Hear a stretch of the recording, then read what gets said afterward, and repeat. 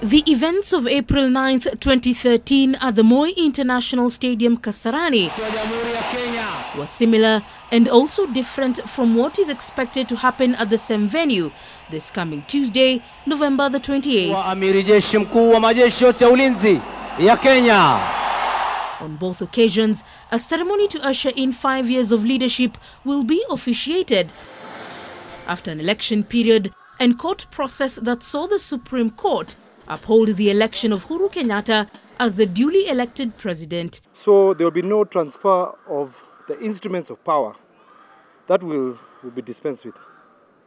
Also, the guard of honor will be inspected by the president-elect instead of the president. There's a fundamental legal difference between the two. With preparations for the big day in top gear, the organizing committee is leaving nothing to chance to make the day a success. And while he might not notice the difference as his vehicle drives into the VIP entrance at the stadium, prison warders stand guard as prisoners wash the roads, scrubbing them clean with a water boozer on hand. The security outside and inside the stadium top class. The mostly camouflaged special forces teams of the Kenya Army openly taking their positions outside and inside the stadium, ready to take any potential threat to the commander-in-chief out. While the Guard of Honor on this day preparing for the first Jamhuri Day celebrations of President Uhuru Kenyatta's second term, things will not be so different when the 9th Battalion Kenya Rifles of the Eldoret-based Kenya Army Brigade will lead the Navy and the Kenya Air Force in mounting a presidential guard of honor. While that presidential color is expected in a few days, President Uhuru Kenyatta is expecting guests from far and wide and even asking his brother Leila Odinga to join other Kenyans on Tuesday to witness the historic event.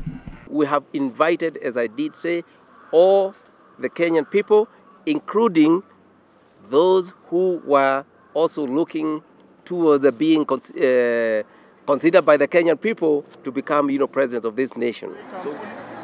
With the opposition said to have planned for a rally in the city on that material day, the United States feels it will not be safe for its citizens to be in the city. This fear is dismissed by the government, which says all will be well. It is not for that particular date necessary to have other events. We focus on this important historic day, and we can be having other, events afterwards, or in which we can bring out what could be some issues that perhaps we needed to discuss. For the forces, it is about taking steps, marching in tandem with one another as they prepare for the swearing-in ceremony of the Commander-in-Chief.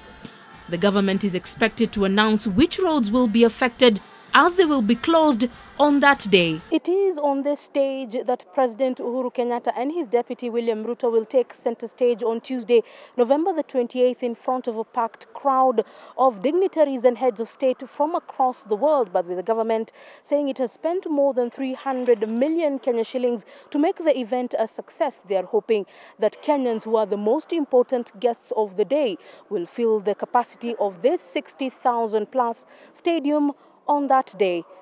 Leila Mohammed, NTV, Kasarani Stadium, Nairobi.